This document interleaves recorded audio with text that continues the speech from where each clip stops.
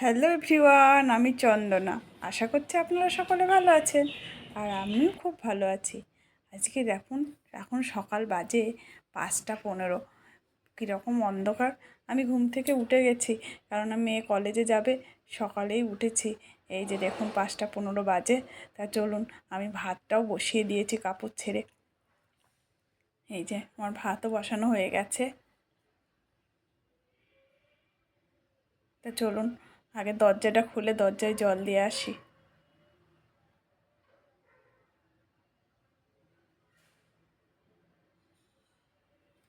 এইটা পুরো আমার দায়িত্ব। সকালে দরজা খোলা, রাতে শোয়ার সময় দরজা দেওয়া, মশারি টাঙানো, বিছনা ঝাড়া, এগুলো, বিছনা তোলা, এগুলো সব আমার মধ্যে। তার জন্য এক একদিন আমি কী করি জানেন তো? আমি সন্ধ্যাবেলায় তালা দিয়ে দিই, যদি আমি ভুলে যাই। একটু সন্ধ্যাটা জ্বালি, জেলে ঠাকুরের একটু সন্ধ্যা টন্ধা জেলে নিয়ে আমি আবার তালা দিয়ে দিই। চলুন ব্রাশটা করে নিই তাড়াতাড়ি, একটু চা খেতে হবে।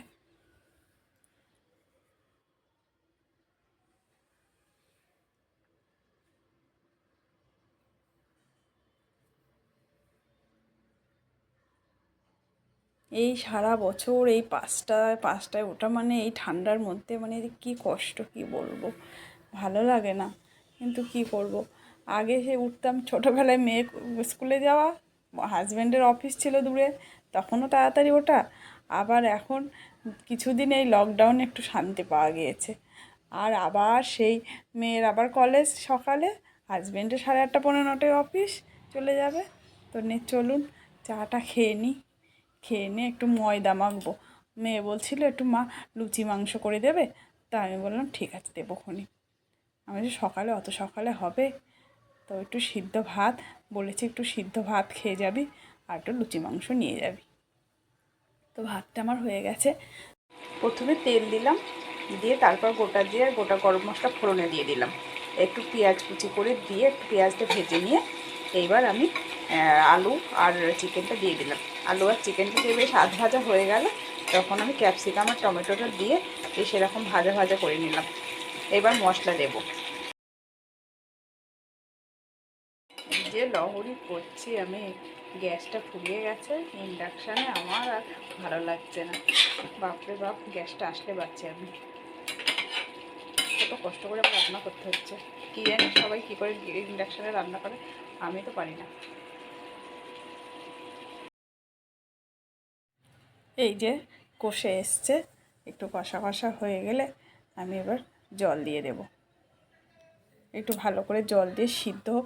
এতে তো আমার প্রেশার কুকার আছে ইন্ডাকশানের জন্য, সে প্রেশার কুকার এখন আমি খুঁজে পাচ্ছি না। ঘরটা সারানোর পরে সব বাঙ্কারে কোথায় তুলে রেখেছি দেখতে হবে, তো যার জন্য এখানেই সিদ্ধ করতে হবে। তাই একটু জল দিয়ে দিলাম, দিয়ে এবার ঢাকা দিয়ে সিদ্ধ হতে দেব, ফুটুক ভালো মতো। এই যে হয়ে এসছে, এবার একটু গরম মশলা দিয়ে দেবো।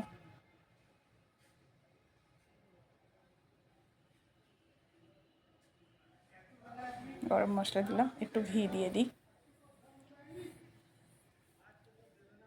এই যে হয়ে গেছে। তো নামিয়ে আবার এই কড়াটা ধোবো, ধুয়ে তারপর আবার লুচি সেঁকবো। তা চলুন কড়াটা পরিষ্কার করে নিই মাংসটা নামিয়ে।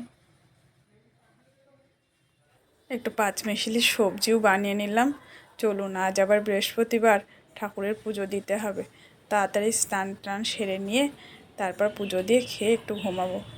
এবার ঘুম থেকে উঠলাম, মাসিও মনে হয় এসে গেছে, বেল বাজাচ্ছে। দেখে আসি, যা ঠান্ডা, তার মধ্যে মাসির আবার বেল। আসছি, দাঁড়াও।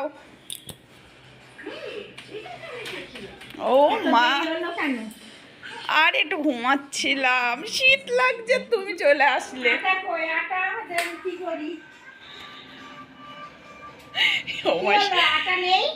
ও ভুলে গেছি, যাও। মাসি মাসি মাসি, ওরম করো না, ওরম করো না। এক্ষুনি আমি অর্ডার করছি, এক্ষুনি চলে আসবে। একটুখানি দাঁড়াও, একটুখানি দাঁড়াও। না না না না, ওরম করো না মাসি, দাঁড়াও দাঁড়াও দাঁড়াও, আমি এক্ষুনি অর্ডার করবো। বলো কি করতে পারবা না? আর রুটি করতে পারবো না, আটা নেই, কিছু নেই, কখন আসবে তখন আমায় রুটি করতে হবে। বস্তাগুলো চলে দর্শক দিদিরা একটা রুটি করি যে বেলিপুরে খায়, সিরিয়ালও দেখতে যায় না ভালো করে, জ্বালাতন আর সহ্য হয় না, কাজ মাছ ছেড়ে দিয়ে পালিয়ে যায়। হচ্ছে রুটি? আমি হচ্ছে কোনো রকম, ভালো হচ্ছে না। আরে গ্যাসটা ফুরিয়ে গেছে, বললাম না 2 দিন লাগবে দিতে। এখন যা হবে তাই হবে, কি আর করবো বলো। কাঁচা কুচা হচ্ছে। এই তো ভালোই হয়েছে, খারাপ হয়নি। আজকের ব্লগ এখানে শেষ করছি। সবাই ভালো থাকবেন, সাবধানে থাকবেন, সুস্থ থাকবেন, আর ব্লগটা কেমন হয়েছে জানাবেন।